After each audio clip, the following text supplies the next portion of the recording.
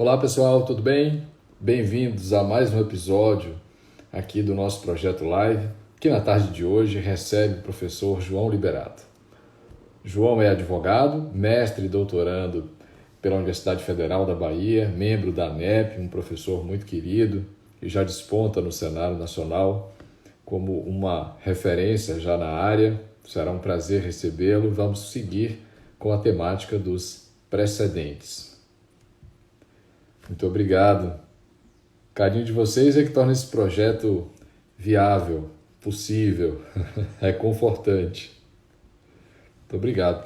Se for possível, me digam aí de onde vocês estão falando, enquanto eu vou fixando o tema aqui da nossa live.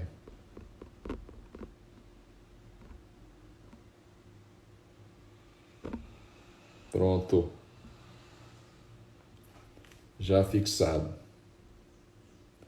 Vou sempre entregando aqueles 2 minutos para que a gente possa receber com casa cheia o nosso convidado. Deixa eu aproveitar para dar alguns avisos. As lives, me perguntaram isso. As lives anteriores já subiram para o meu canal do YouTube. Então você pode acompanhar por lá o bate-papo que eu tive aqui com o Hermes Zanetti Júnior, com o Fred Didier, com o Daniel Mitidiero. Todo esse material já está disponível lá no meu canal do YouTube. Marabá! Muito bom. Obrigado aí pela audiência, professora Fernanda Carvalho. Bom, nosso convidado já chegou.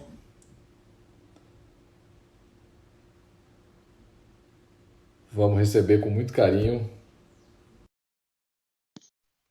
o professor João Liberato.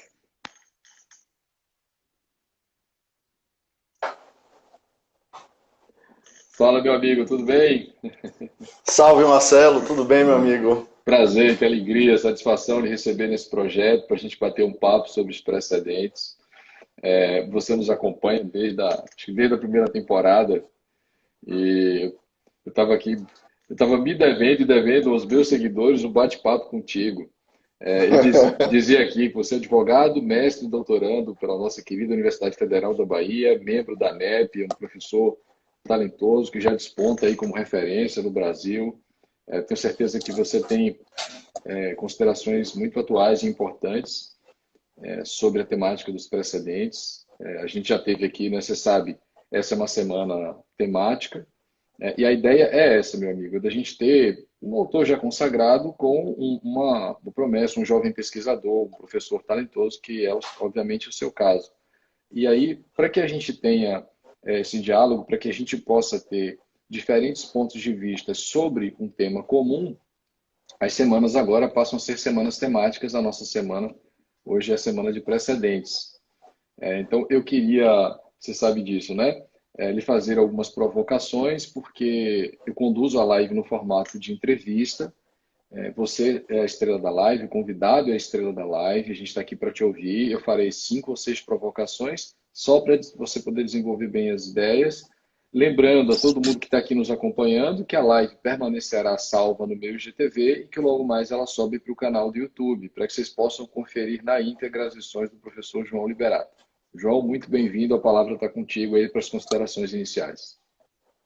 Meu amigo, inicialmente, é claro, lhe agradecer demais, dizer que para mim, que é uma honra, uma felicidade estar aqui participando desse seu projeto de lives, que é um projeto sensacional, eu não tenho Obrigado. outro adjetivo, porque eu até me inspirei também nas suas lives para fazer as minhas lives, e é um formato muito interessante, muito dinâmico, que traz um conteúdo profundo de forma leve para o pessoal que assiste, graduandos, pós-graduandos, profissionais da área.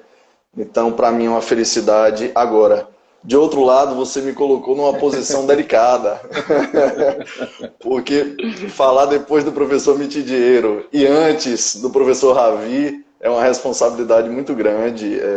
Eu que, evidentemente, estudo o processo, sou apaixonado pelo processo, assim como você, que inclusive somos colegas de CERS, Múltipla Salvador, mandar um abraço pro Verdade. pessoal. Vou dar aula para eles logo depois dessa live.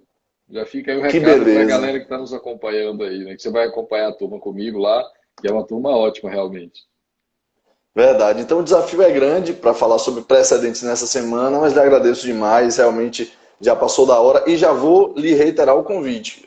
Na minha segunda temporada, você com certeza será um dos convidados e Oh, aí a gente vai obrigado. poder tratar sobre um tema de processo, invertendo um pouco a lógica, mas claro, dentro desse bate-papo aqui relevante, interessante sobre o tema. E joia. Será um prazer. Pode contar comigo sempre. Fico muito feliz de ver o seu merecido sucesso, né? Na sua ascensão, que é sólida, madura, tudo no tempo certo. Fico muito feliz com isso.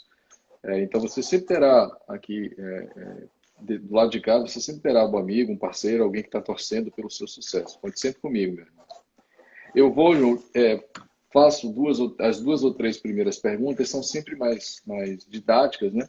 Porque a gente aqui tem um público bem diversificado. Você sabe, nós temos graduandos, nós temos pesquisadores, mestrandos, advogados, magistrados. Então, as primeiras provocações têm um cunho mais didático para que todo mundo possa acompanhar a sua exposição, tá certo?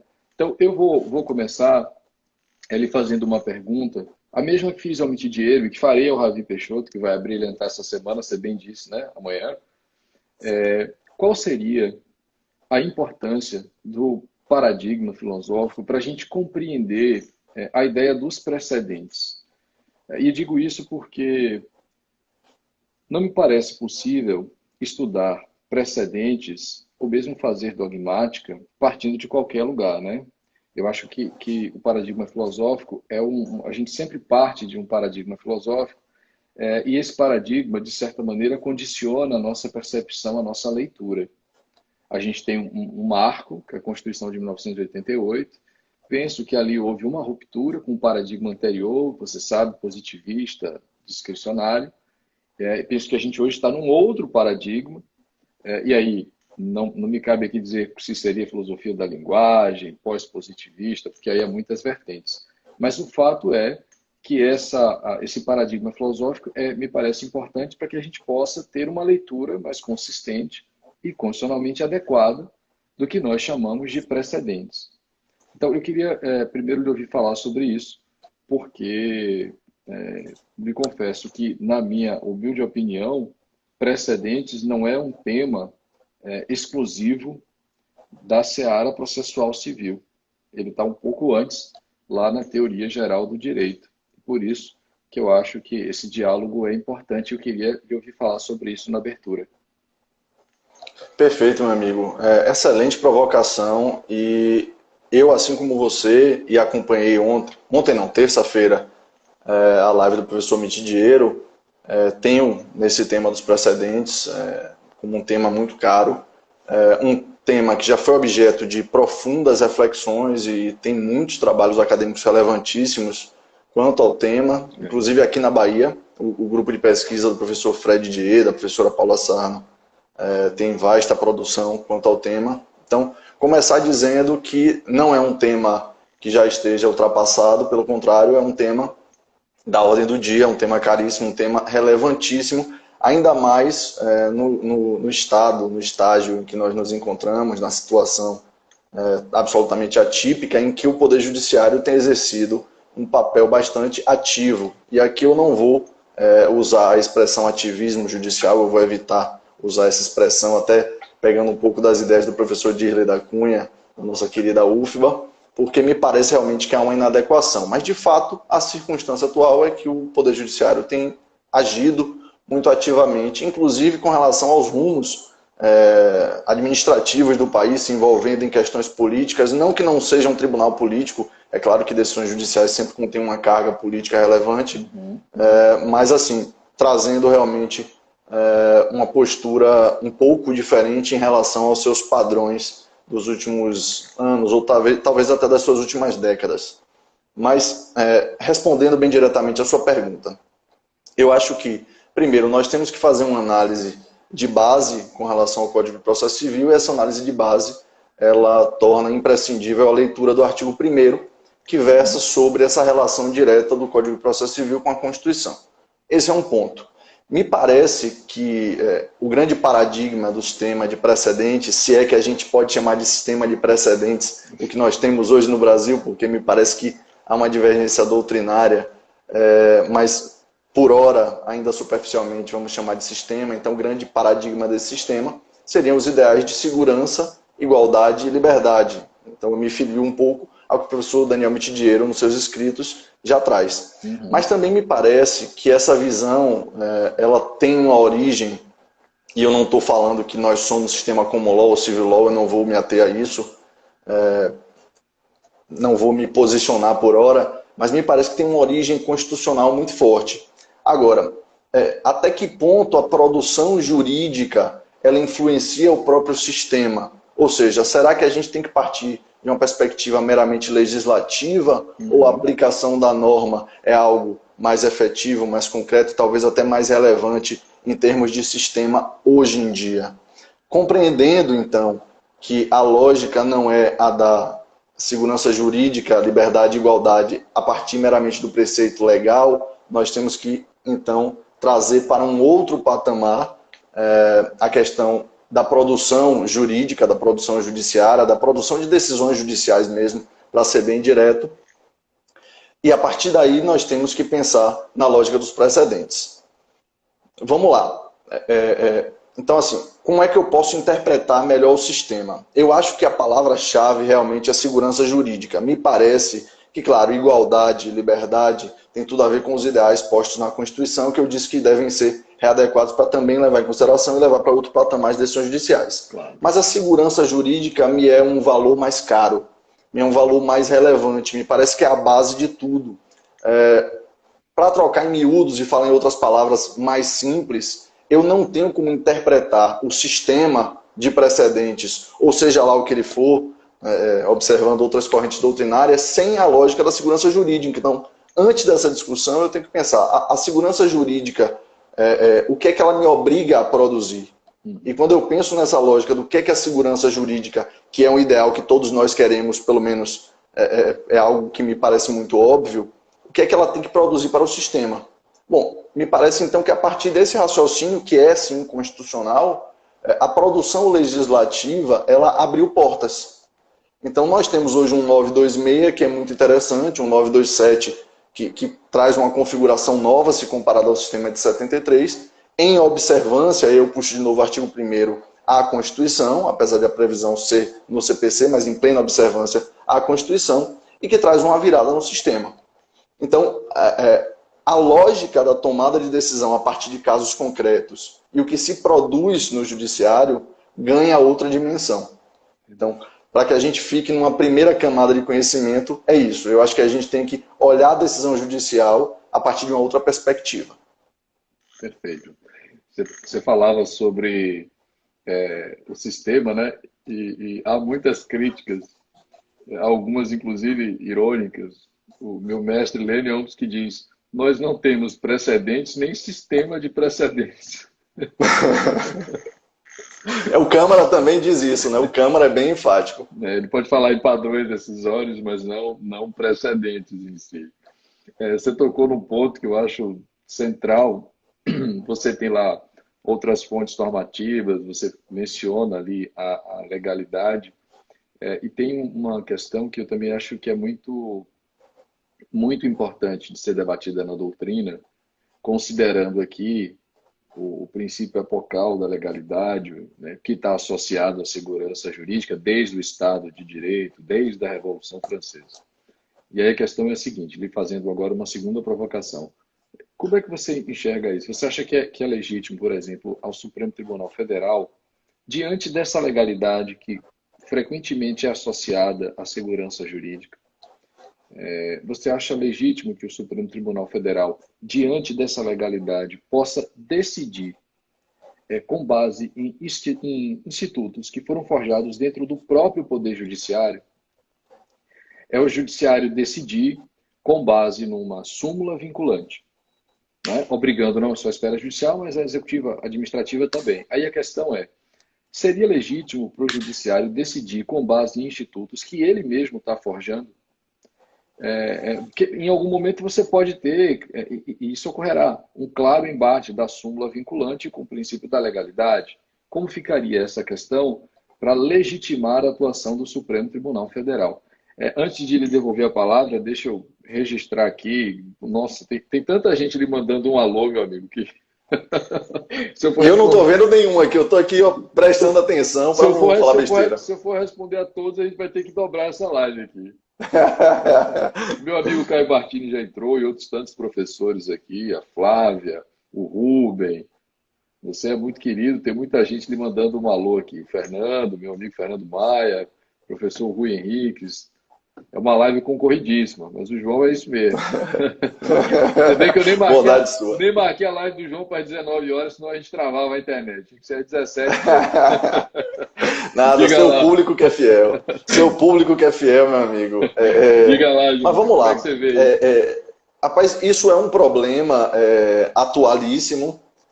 E eu acho que esse contexto de em que medida o STF em especial, mas vamos colocar os tribunais superiores, podem agir a partir de uma lógica de produção do próprio judiciário. Uhum, Poxa, eu como bom professor, eu digo bom não no sentido de que eu sou um bom professor, mas que eu sou um cara muito dedicado à teoria geral do processo, tenho certeza. essa pergunta me traz aí umas 300 caixas, me abre umas 300 caixas na cabeça. Aí eu quero começar a falar sobre texto e norma, eu quero começar a falar sobre institutos básicos da teoria geral do processo, da utilidade do processo, mas eu vou me ater um pouco mais à questão crítica.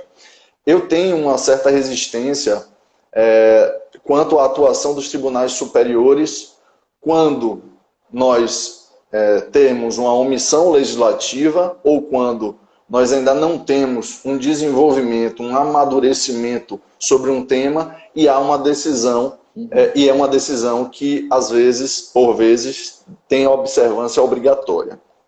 Por quê? Porque a segurança jurídica, ela não é simplesmente colocar uma pedra sobre o assunto ou trazer uma definição.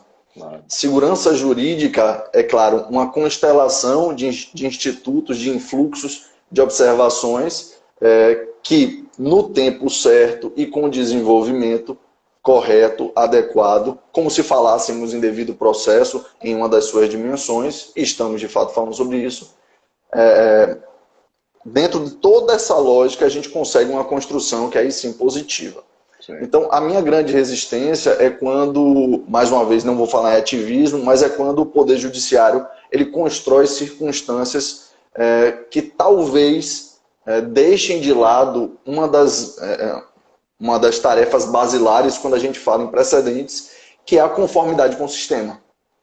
Me preocupa muito quando essa conformidade ela é uma criação do judiciário. Ou seja, sob o preceito de ter que decidir, eu deixo de observar o que nós já temos, que podem ser precedentes, leis, quaisquer fontes do direito, e eu crio alguma coisa. Não estou negando que a atividade de criação do judiciário, que é uma atividade criativa, uma das características da jurisdição, seja algo inerente e, é claro, algo também muito importante. Mas quando o Poder Judiciário não respeita o desenvolvimento, a depuração, o caminho necessário, me parece que passamos a ter um problema.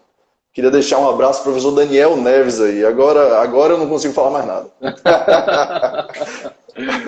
Daniel é um querido. Veja que o Daniel tem promovido também lives quase que diariamente, né? Para poder levar conhecimento e informação a tantos alunos que nós temos aí por esse Brasil.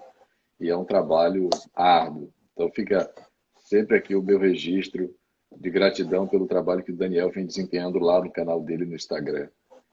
E você falava da pressão a ser exercida. Eu já contei isso numa live que fiz lá com o Daniel. Eu comecei a lecionar em curso preparatório para concurso, tendo que dividir a turma com esse monstro sagrado aí do processo civil. Aí depois fui ao Rio de Janeiro fazer o mestrado, quando eu voltei, você pensa, não, né? O que era de mais difícil. Aí eu volto para a Bahia e vou dividir a turma com o professor Fred Dier. É um tapa na testa logo de cara, Tom. Não é? Pronto. Foi um manual de sobrevivência, um estágio probatório altíssimo, né? Mas eu tenho certeza que você está à altura do desafio. Com tranquilidade posso te afirmar isso. Já vi muitos outros, tantos processualistas e professores. Tenho certeza que você tem um futuro brilhante pela frente.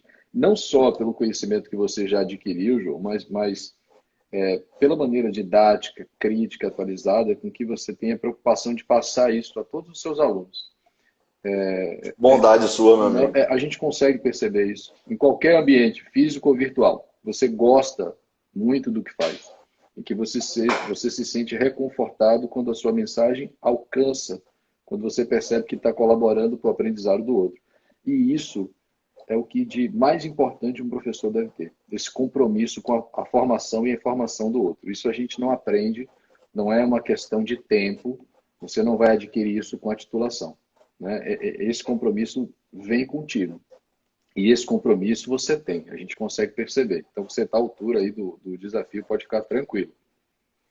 Obrigado, generosidade sua, meu amigo. Eu vou aproveitar aqui, vou lhe fazer uma terceira provocação, dentro dessa linha dos verbetes, que é uma coisa que me preocupa. Você acha que os verbetes aí, eles podem enfraquecer a análise do caso concreto? Porque eu estou te dizendo isso porque vamos pegar aqui essa questão da isonomia, tá?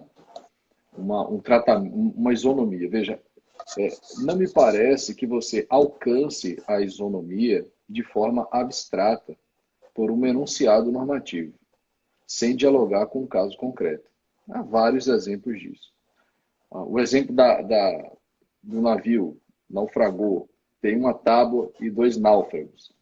Se eu fosse aplicar abstratamente, né, o enunciado para dizer, olha, nenhum dos dois pode ter privilégio porque não há nenhuma situação que discrimine isso. Se eu fosse definir assim abstratamente, os dois morreriam afogados e a tábua permaneceria ali.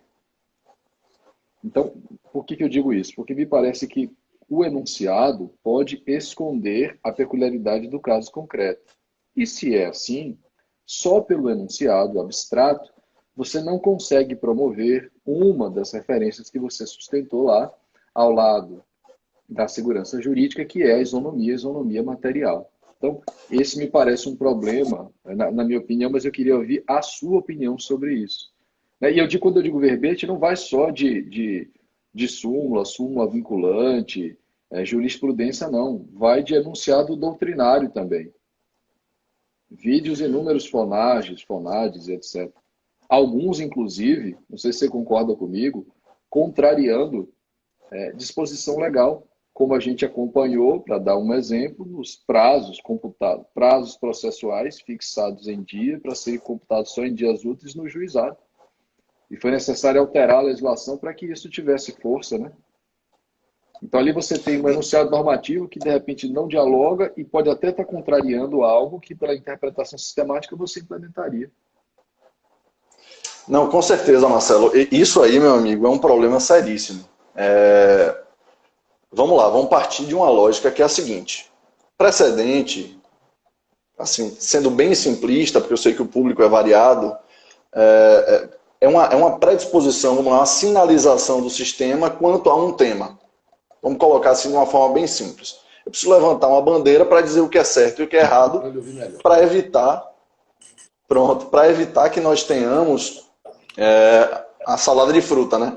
Para evitar que nós tenhamos tiro para todo lado no sistema, né? Então, eu preciso dar segurança aos jurisdicionados, eu preciso fornecer à sociedade um conteúdo produzido pelo judiciário sobre o que é que pode, o que é que não pode, o que é certo, o que é que não é certo, sobre uma ou outra circunstância, qual é a interpretação predominante quanto àquele determinado texto normativo que incide naquela lógica fática. Uhum. Vamos lá, sendo bem simplista, é isso. Aí, nós temos uma lógica de produção de enunciados, e talvez a produção mais famosa, para aqueles que talvez nem estudem tanto direito processual, são as súmulas. E nós temos as súmulas vinculantes, nós temos as súmulas que não são produzidas pelo STF, que não são chamadas de vinculantes, nós temos súmulas de tribunais estaduais, TRFs, nós temos hoje em dia enunciados de eventos, enunciados meramente interpretativos, de eventos, de associações e etc. e tal, e isso é um conglomerado que compõe o sistema jurídico. Cada um interpreta o texto normativo, pois o texto normativo sem interpretação, eu brinco, que é sopa de letrinha, pode não significar muita coisa. Então, texto normativo com interpretação de onde se extrai uma norma. Quais são os problemas disso, já que eu disse no começo da minha fala que isso era problemático? Meus amigos, para identificar a ratio decidendi de uma decisão e formar, portanto, um precedente nessa ótica simplista, para eu identificar quais são os fundamentos de fato determinantes para um determinado julgamento, ou seja, para a resolução de uma questão, nem sempre é tarefa fácil. Eu preciso ter todo um desenvolvimento por trás disso. Nós temos dificuldades linguísticas, nós temos dificuldades interpretativas. Não é à toa que é muito comum que se diga que é normal e é do jogo que nós tenhamos dois juízes, vamos lá, juízes de primeiro grau que seja, decidindo de forma absolutamente contrária, diametralmente oposta, uma mesma questão, ou seja, dois processos muito semelhantes com decisões opostas. Eu não vejo isso como sendo do jogo, eu vejo isso como sendo a inobservância do sistema jurídico que se põe hoje em dia para nós. Só que isso, até para nós, que somos estudantes, estudiosos talvez, e para aqueles que produzem, que trazem uma doutrina pesada, e mais ainda, para aqueles que estão no fronte, produzem julgados e, portanto, produzem precedentes, não é fácil essa identificação. Não é simplesmente olhando um acórdão e lendo uma primeira vez que nós vamos identificar esses elementos com uma facilidade. Hoje mesmo eu estava numa reunião do grupo de pesquisa aqui da UFBA, em que havia uma discussão sobre a questão da possibilidade de convenção, negócios jurídicos processuais, convenções processuais envolvendo ou não o juiz, e saiu um recente julgado do STJ, salvo engano, em que tínhamos professores com opiniões absolutamente diversas. Uns entendiam que existia um obter dictum, aquele argumento que a gente simplesmente fala passando, outros entendiam que estava como ratio decidendi, que era um fundamento, portanto, um precedente aplicável a outros casos semelhantes. Então, se nós temos tantas dificuldades, como é que pode ser fruto disso tudo a produção de um enunciado normativo ou de um enunciado interpretativo que se limita a enunciar uma circunstância que, por vezes, é muito densa, muito complexa, em uma frase? Exato. E pior, aí nós passamos a ter problemas posteriores. Quando nós vamos analisar determinadas súmulas e nós constatamos que não houve um grande debate para que se chegasse àquela determinada conclusão. Eu tenho, às vezes, pouquíssimos acórdãos, pouquíssimos casos que foram afetados para a definição de um entendimento sumulado. Ou pior ainda, quando eu vou ler os acórdãos paradigma, as razões determinantes, quando eu interpreto, não me conduzem à conclusão que é a conclusão que aparentemente aquele enunciado de súmula parece querer transmitir. Exato. Então em certa medida, o que deveria nos trazer segurança jurídica nos traz insegurança. E isso é um problema muito grave.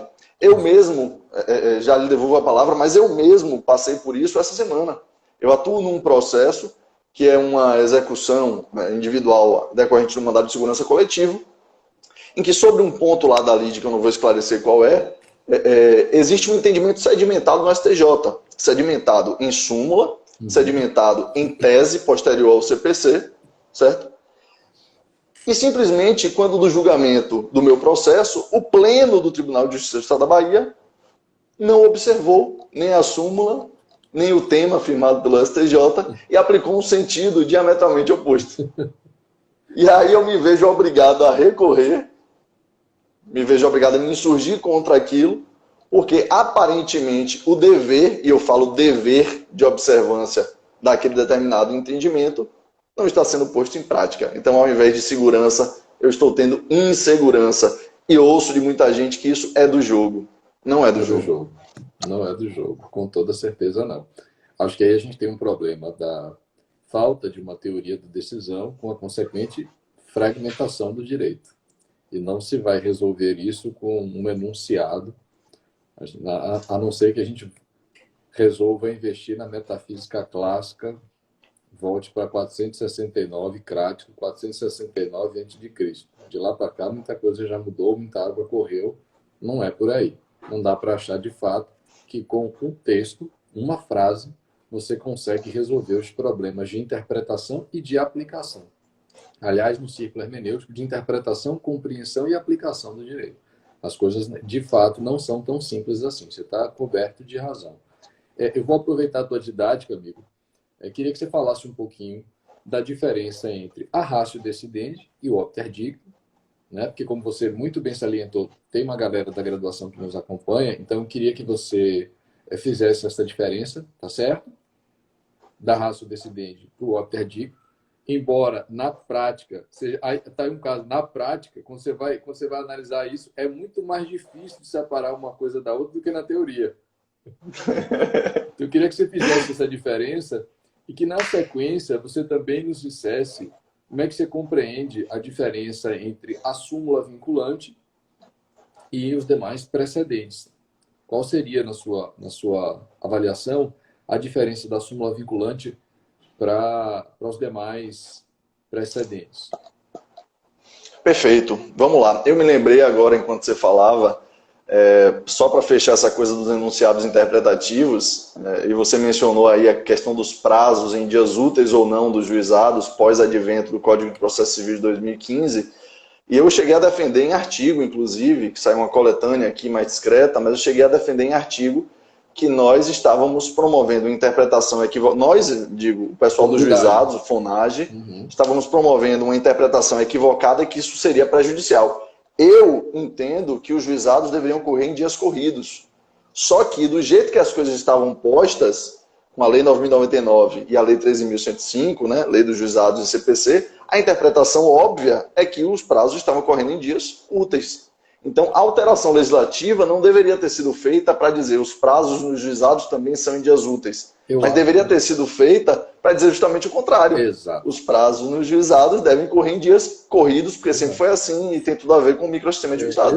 Exato. Porque pela interpretação sistemática, você já alcançaria o que foi promovido por alteração legislativa.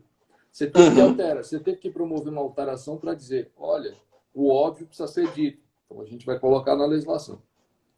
Mas se havia um consenso ali para pressionar o Congresso, que é a casa, né, legítima para promover essas alterações, no sentido de que os prazos no juizado deveriam correr em dias corridos, você deveria ter promovido a alteração nesse sentido, para colocar na lei do juizado que os prazos ali, você teria uma regra especial, né, determinando que nos juizados os prazos seriam computados em dias corridos e não em dias úteis. Eu concordo contigo 100%. Mas vamos lá, eu queria que você fizesse então essa diferença para mim entre o obter dictum e a ratio decidendi e, na sequência, o que você compreenderia de diferente entre a súmula vinculante e os demais precedentes. E eu já te faço essa provocação, porque você sabe que na live com o Daniel Mitidiero, né, é um dos pontos que nós abordamos. Eu teria ali a reclamação para as decisões aplicadas ao caso concreto, com a ressalva da reclamação prevista para o precedente, entendendo por precedente a súmula vinculante apenas ela por previsão constitucional. Então, agora eu queria essa leitura sobre isso para saber depois de você qual seria, para ti, a diferença entre a súmula vinculante e os demais precedentes. Se é que você considera, por exemplo, que há outros precedentes, né? Porque há quem diga que precedente seria apenas a súmula vinculante por previsão constitucional, admitir inclusive a reclamação. Perfeito, vamos lá. Para que o pessoal compreenda a diferença, que é bem simples, é difícil identificar na prática, porque nós temos um contexto de interpretação e um contexto textual que é delicado. Mas vamos lá. Para que o pessoal compreenda o que é precedente, né, o que é ratio decidendi e o que é obter dictum. E aí eu já estou fazendo uma diferenciação aqui logo na minha primeira fala, porque eu já falei o que é precedente e o que é ratio decidendi. Vamos pensar numa lógica simplista. A decisão ela é compreendida pelos fundamentos de fato, pelos fundamentos de direito, relatório, fundamentos da decisão, a motivação do magistrado e o dispositivo, que é onde de fato ele decide o caso concreto. Todo o processo ele tem aptidão para gerar duas normas, né? A norma específica individualizada do caso concreto, que é o juiz decidindo o que é que vai acontecer naquela circunstância de fato específica que se lhe põe em juízo, mas também tem aptidão para produzir uma segunda norma, eu não posso falar uma segunda, uma outra norma geral, com pretensão de efeito erga omnes, que é na verdade uma norma extraída da fundamentação utilizada pelo julgador para se alcançar uma determinada conclusão. Então, Quando eu fundamento alguma coisa, eu alcanço o julgamento do caso concreto, mas esse meu fundamento pode ser muito bom, então ele pode ser observado em outros processos. Para que esse fundamento ele seja muito bom e ele possa ser considerado um precedente, é óbvio que nós temos toda uma bagagem anterior. Só a título de exemplo, nós podemos deixar claro que uma sentença mal fundamentada na compreensão majoritária jamais poderia virar um precedente, né? Sentença sem fundamentação, sentença mal fundamentada, na pior hipótese, no melhor tratamento que a gente pode dar, é uma sentença nula. Então, obviamente, é uma sentença que não vai poder se tornar precedente. Mas dessa fundamentação, dessa motivação que nós estamos falando, o porquê de um magistrado ter chegado àquela conclusão, no caso concreto, nós extraímos a chamada ratio decidendi.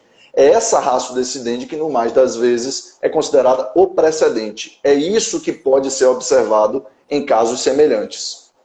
A obter dictum, que no plural seria obter dicta, ou simplesmente pode ser chamado de dictum, como os doutrinadores gostam de diferenciar, não é um fundamento preponderante, uma razão determinante para o julgamento da causa, mas é um argumento que foi posto, tá, lateral, um argumento utilizado, um fundamento, um raciocínio, uma consideração específica sobre aquela questão, certo? E que, quando muito, ela poderá significar uma sinalização de mudança de entendimento ou um complemento. Mas ela não é a base, o pilar que sustenta, ela não é a motivação da decisão. Então, é muito comum que a gente veja nos tribunais superiores um voto divergente. Muita gente cita o voto divergente como obter dictum, porque você diverge da maioria, mas aquela divergência tem que compor o conjunto que existe para que se chegue ao acórdão. Então, 2-1, por exemplo, é tão relevante que pode significar nos tribunais, nos TRFs, a ampliação do colegiado. Então, a obter dictum não é desprezível, pelo contrário, pode trazer, inclusive, uma consideração relevantíssima que pode significar uma virada de entendimento, né? Uma superação de um precedente num momento futuro. Você pode, inclusive, sinalizar no seu julgamento que você discorda do que o colegiado pensa. Isso me remete à lógica da ministra Rosa Weber, quando ela disse, o colegiado entende de uma forma, eu não penso desse modo, disse as razões, teceu vários comentários, mas eu vou me ater ao que diz o colegiado, porque essa é a minha obrigação. Então, assim, ela não chegou nem a divergir, ela só falou assim, eu não concordo, mas no meu voto eu vou acompanhar. Então, isso pode ser considerado uma obter dictum, tá? Para que o pessoal compreenda. Vamos lá, isso numa lógica super, hiper simplista, tá, gente? Observando aqui o público, tomando um pouco de cuidado com relação a isso. Isso é um tema... Eu ouvi, inclusive, esse julgamento da Rosa Weber, eu ouvi de tudo, inclusive que nós agora temos o princípio da colegialidade. Rapaz, e eu disse, nossa, qual seria a carga normativa desse princípio da colegialidade? Que força normativa ela tem? Porque os tribunais não respeitam seus próprios precedentes, né? Difícil, né? Pois é. Isso acaba esvaziando, isso acaba esvaziando um pouco a discussão, me parece, né? Esvazia a força normativa que os princípios devem ter como padrão de conduta consagrado no espaço público. Se tudo é princípio, se o princípio se aplica para qualquer coisa, ele tem pouca utilidade ao final. E você que você falou da colegialidade, eu me lembrei disso, que nesse voto, inclusive, né, isso foi muito comentado no meio acadêmico, você sabe disso, eu vi de tudo. Uma das coisas mais curiosas foi isso, de que agora a gente tinha o princípio da colegialidade. Isso dos males o menor, né? Se isso fosse encarado mesmo como um princípio, se pudesse exigir, a gente já estaria dando um passo importante para superar a discricionariedade. Decido assim porque eu penso assim, né? Não é o que está acontecendo agora. O mais curioso é que eu não sei diferenciar, e realmente não sei, falo com pureza d'alma, se ela foi formalista, naquele formalismo pernicioso que eu acho que até o professor Mitidiero mencionou, não sei se foi o professor Paulo Mendes num curso que eu assisti hoje, que defendia o professor Carlos Alvaro de Oliveira. Carlos Alberto Alvaro de Oliveira. Como é que eu posso esquecer? Dentre os orientandos dele, você tem Hermes Anete Júnior, né? Gente aí. Coisa pouca. Não, o professor Carlos Alberto Tavares de Oliveira não produziu nada muito relevante. Ele dizia num formalismo pernicioso, um formalismo exacerbado. Eu não sei traçar se ela foi formalista ou se ela, de fato, se ateve aos ideais de estabilidade, de integridade, de coerência que, por exemplo, o CPC prega. Eu sempre brinco que o CPC ele traz o par ideal. Todos nós esperamos dos nossos parceiros amorosos isso: estabilidade, integridade, coerência. Coerência. Nem sempre é possível. Eu não sei traçar qual foi a linha da ministra, mas enfim, ela fez o que fez e paciência. Para que eu passe para o segundo tema, com relação à súmula vinculante e precedente. Há quem diga o seguinte: súmula vinculante não é precedente. Né? Então, assim, George Zabud, Lênin Streck, para citar dois nomes. Súmula vinculante não é precedente. Mas há também grandes doutrinadores que sustentam que a súmula vinculante é um precedente e que seria, com previsão constitucional, pela emenda constitucional, né, a hipótese de você ter reclamação para o precedente. Então, de um lado, você tem quem negue, quem diga que a súmula vinculante não é precedente, e de outro lado, é quem diga súmula vinculante é precedente e é o único precedente com previsão expressa na Constituição para autorizar, por exemplo, o manejo da reclamação constitucional. Eu assisti com muito cuidado o desenvolvimento do raciocínio do professor Mitidiero, que é objeto, inclusive, do livro, né? Ele vai lançar um livro sobre essa abordagem. E eu, particularmente, tenho uma linha muito clara. Eu considero, sim, eu acho que, para mim, com todo respeito a quem diverge, eu considero, sim, a súmula vinculante precedente. Eu não tenho dificuldade, e não é legalismo também, em observar a imposição legislativa, nesse caso.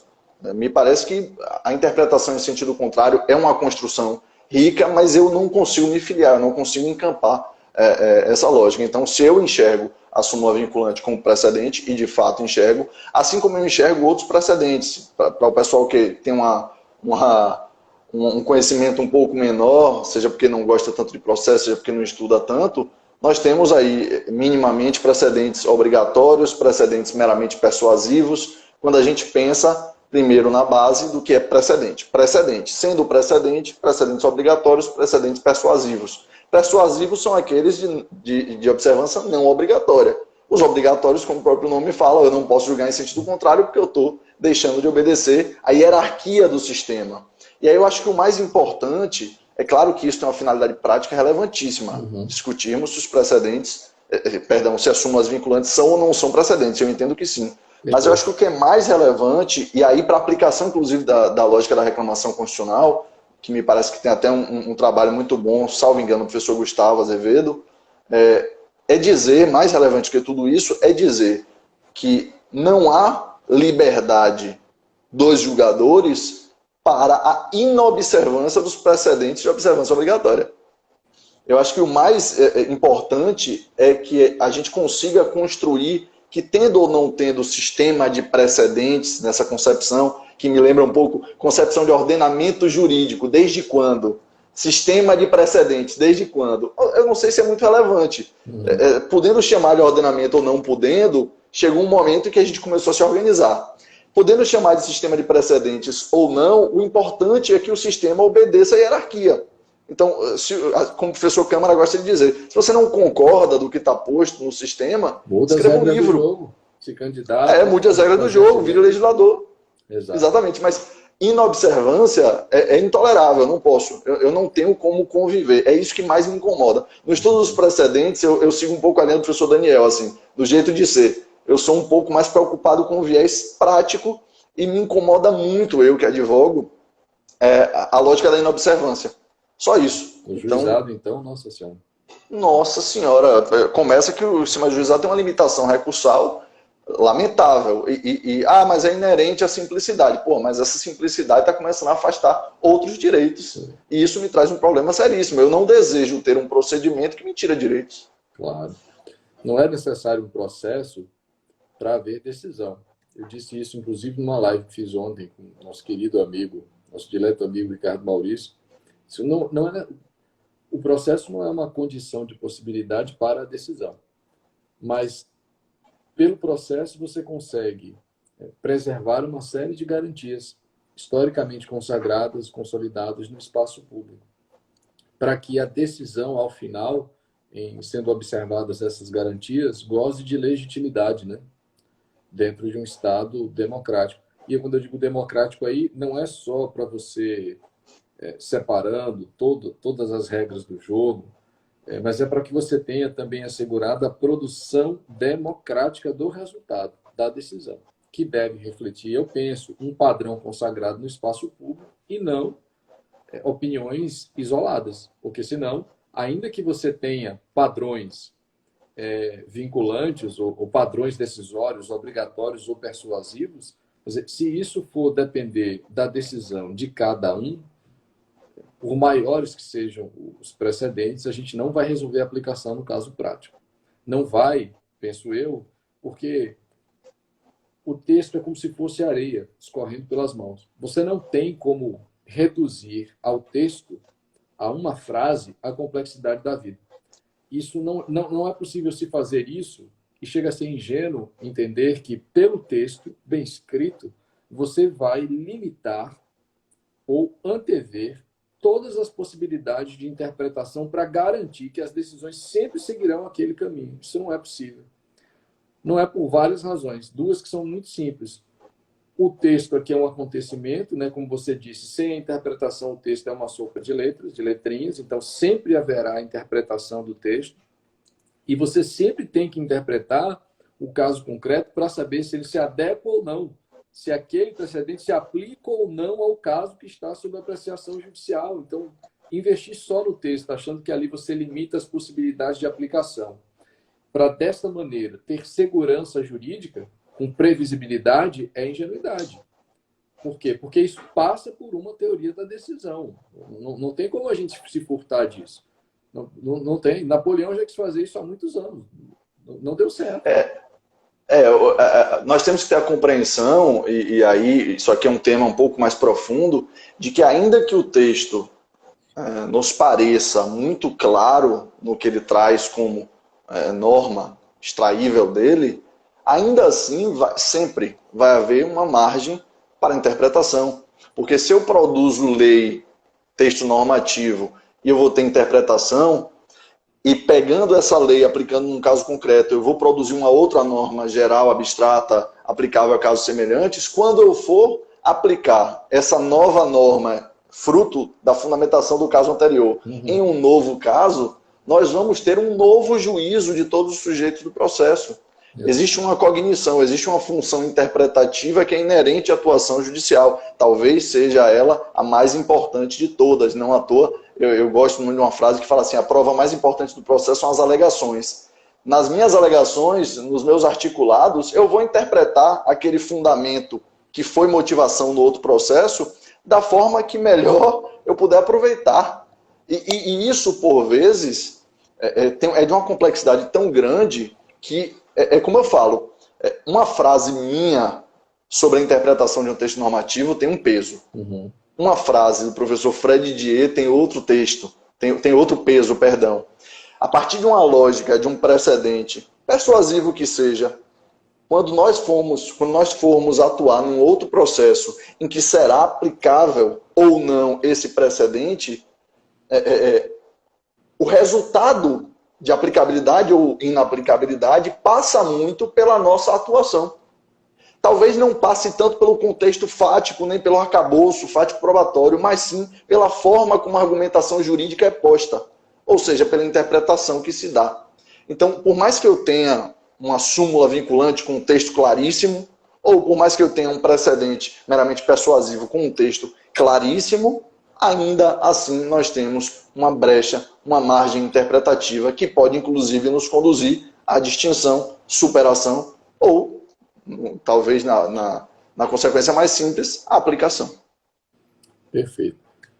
Meu amigo João, infelizmente, caramba, foi das lives mais rápidas da história, hein? Foi muito rápido mesmo. Eu tô aqui tremendo todo depois que o Daniel entrou aí. Professor Wilson Alves, meu Deus, um grande abraço. Vou dizer ao Daniel para te convidar, para você passar, já passou para você passar por lá pelo canal dele, bater um papo lá, que é muito bom. Não tenho condição emocional. Não tenho condição emocional de fazer. Mas foi uma delícia, meu amigo, uma delícia a nossa live, muito leve mesmo. Como tem que ser, como tem que ser. Eu acho que a gente consegue levar informação crítica e atualizada, mas de forma leve e construtiva. E também acredito que dá para discordar respeitosamente, né? E acho, melhor, né? Tenho certeza que a diversidade, quando colocada com respeito e com bons argumentos, ela enriquece o debate. Eu acredito muito nisso. Então, também por essa razão, você já acompanha as minhas lives há algum tempo, você sabe que aqui eu já recebi doutrinadores, amigos, com pensamentos completamente diferentes.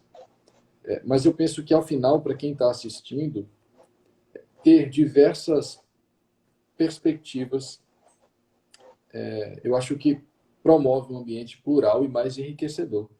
Né? Leonardo Boff já dizia isso. Um ponto de vista é sempre a vista de um ponto. Há muitas. Ninguém é o dono da verdade. Acredito, inclusive, que a verdade é um conceito dialético. Ela é construída num ambiente. Não pode ser algo dado, né, nem algo estático. Mas, olha, eu queria lhe agradecer imensamente, viu, pela participação. Dizer que, para mim, foi uma alegria recebê-lo aqui no Projeto Live. Reitero aqui o que eu disse na abertura da transmissão. Acho que você é um professor brilhante, um professor que inspira muito os seus alunos aí na graduação, na pós-graduação. Fico feliz que a gente possa trabalhar juntos aqui no SES Múltipla Salvador, dividindo algumas turmas. Sabe que você tem...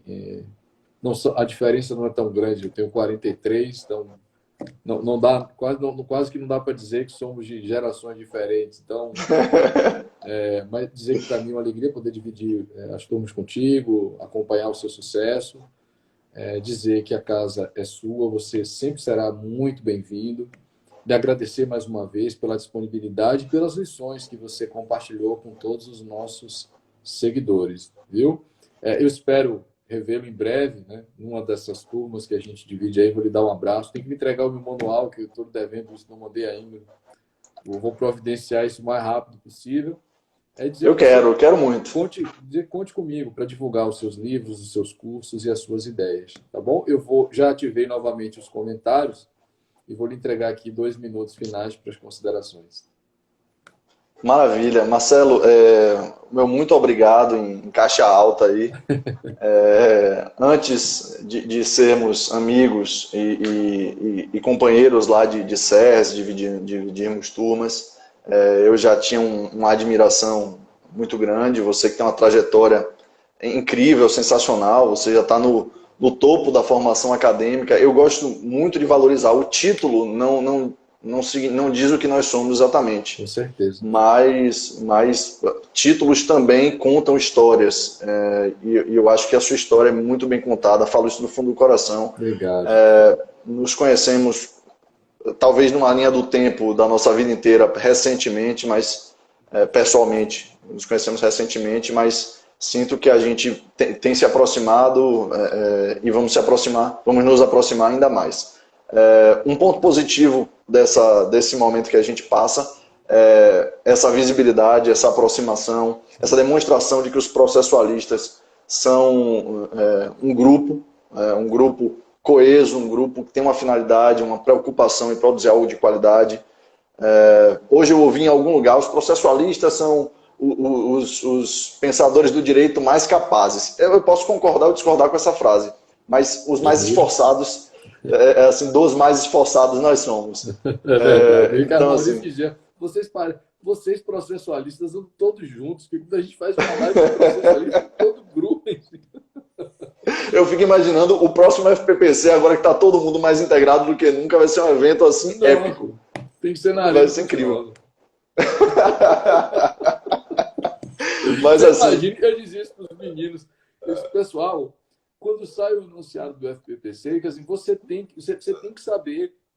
Eu disse, por quê? Aí dizia eu, né, os meus alunos, eu disse, Não que seja vinculante, mas para você aprovar esse enunciado, você tem que provar. Imagine, você vai para o grupo tem que aprovar, aí, aprovou, vai para o plenário. E você só aprova por unanimidade.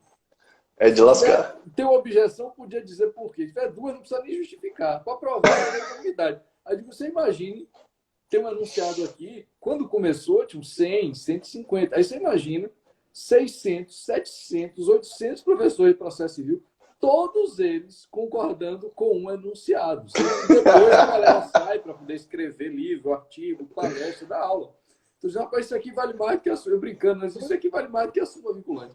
Que a dificuldade de fazer essa galera nossa concordar, todo mundo com o texto da frase, era um negócio assim, raríssimo. Sensacional, é. Pois é, então. Esse ambiente de confraternização já viabilizou discussões fantásticas e a gente aprende muito com isso, com o diálogo, com o respeito ao próximo, com as opiniões. Eu acho isso muito bom. E eu agradeço não só a você, irmão, mas a todo mundo que, em alguma medida, cedeu espaço para poder, junto comigo, realizar esse projeto. Eu digo sempre na abertura da transmissão também. Esse projeto só se realiza pela generosidade dos amigos, né? Dos colegas, amigos, professores, pesquisadores, autores. Eu fico muito feliz de recebê-lo aqui. Em alguma medida também, você está muito certo quando diz que esse ambiente virtual tem servido para aproximar muitas pessoas que, embora próximas fisicamente, talvez ainda não tivessem estreitado os laços afetivos. O que me parece é o nosso caso, inclusive.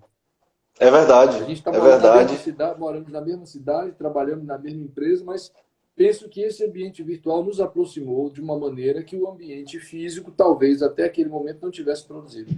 E eu fico muito feliz com isso. Viu? Meu amigo, prazerzaço. Uma das lives que eu mais gostei de promover, de transmitir. Tenho certeza que a galera aprendeu demais.